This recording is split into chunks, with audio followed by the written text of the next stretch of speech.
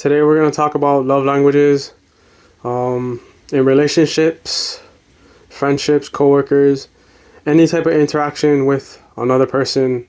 You can use the love languages. Love language is a way that you show love to your partner or other people, and it's also a way to how you feel loved by other people.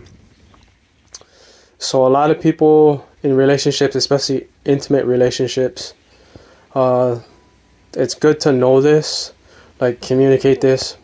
So the love languages are words of affirmation, quality time, physical touch, acts of service, and gift giving. There are 5. So the first one, we'll talk about words of affirmation. So this is kind of giving your partner an ego boost, boosting their confidence, saying things like, oh, you like the way their dress looks on them, or just kind of encouraging words. We all like it when we're being encouraged. So this is one way that you can show you care about your partner. I know for me, words of affirmation is good. I like it. It's kind of one of the top ones for me. That's how I feel most loved. And I kind of do that a lot too for others, especially when I speak. I'm always trying to uplift people.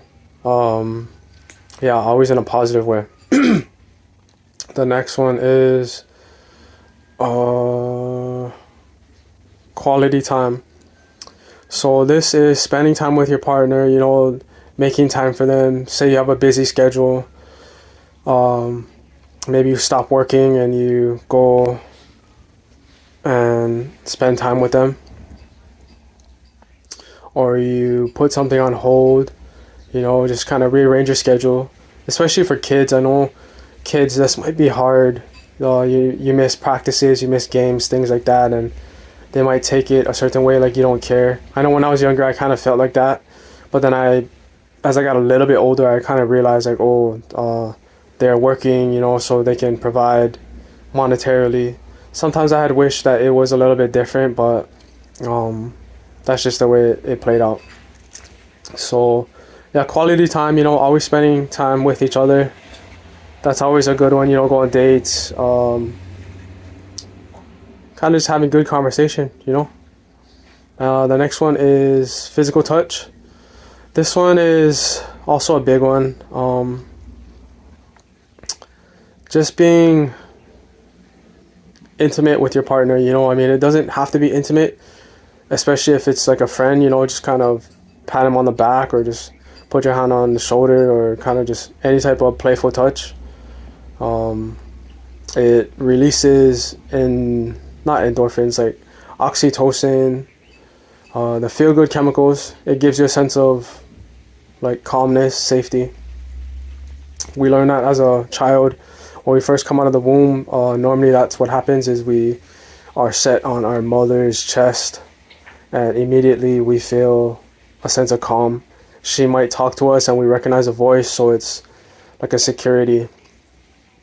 And this follows us as we get older. It makes us feel safe. And kind of just a part of the whole, like the group or just the relationship. It can bring a sense of closeness.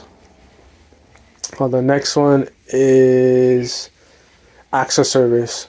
So acts of service is kind of like what it says. It's just doing things, maybe taking out the trash or doing the laundry. Can really be anything. Just anything that you're helping out your partner with.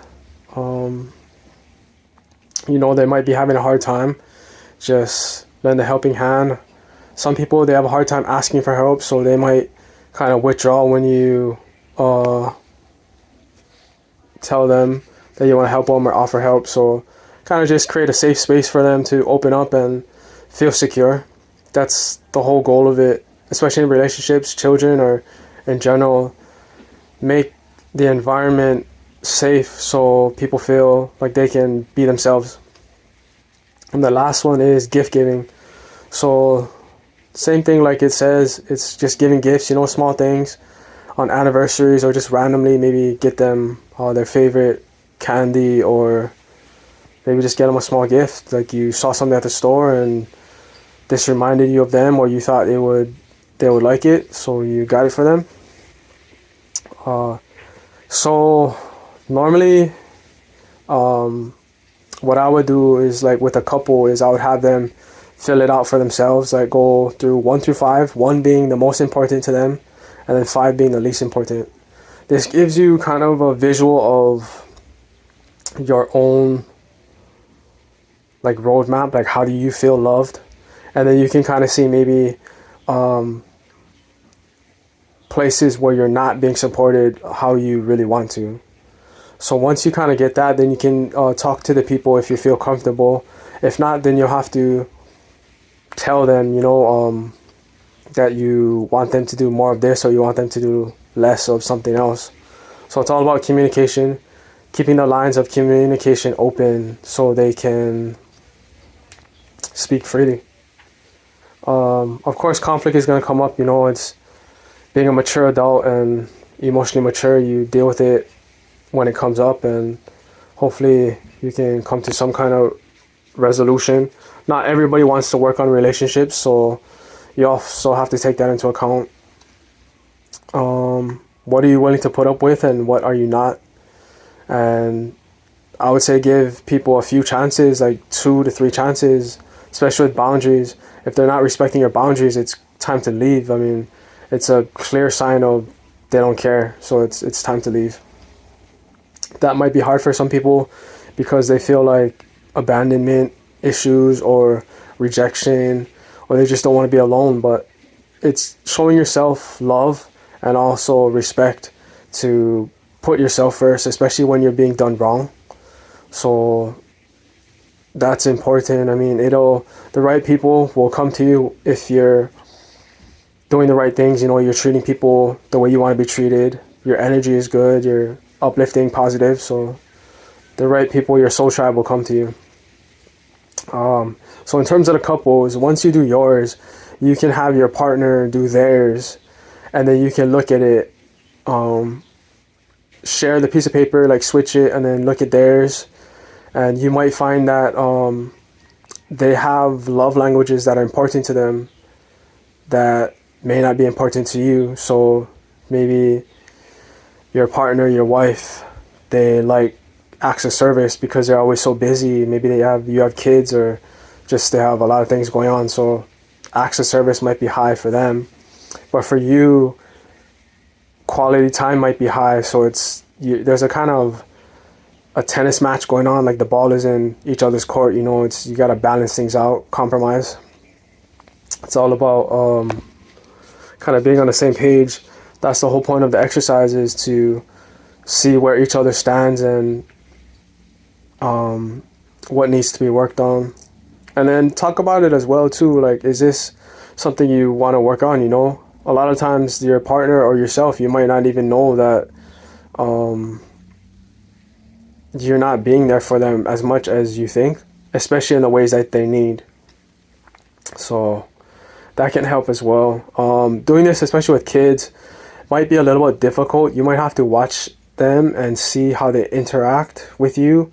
Like, what do they like, and how do they respond when you do certain things? And then that'll kind of give you an idea of what things they like, and then try to provide that for them, and then always get them to talk, like, oh, do you like this, or do you not like this? Things like that. It'll take time. Not everyone is expressive. They don't all like to talk. I mean, they might be trained to kind of be quiet and keep to themselves. So just give them the safe space, like I said, create the environment, and slowly but surely once they start trusting you and see that it is safe and they're getting positive feedback from the expression, they'll keep doing it.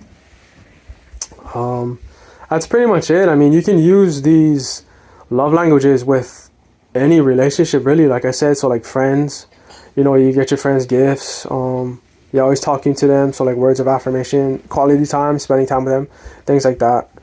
So this is real helpful, especially even in work environments where you have a lot of different personalities, and then everyone's trying to mesh and go towards the same goal.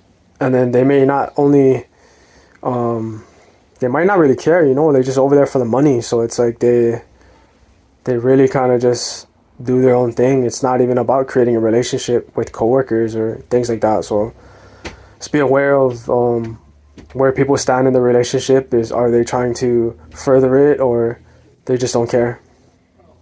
But yeah, hopefully you learned something from this video. If you like more content, be sure to like, subscribe, comment, you know. I also have a tarot channel, YouTube, Kahuna Tarot. Be on the lookout for tarot videos over there. And then go to my website. My website has different services I offer. As always, you can message me if you're interested in anything. And yeah, be on the lookout for more content.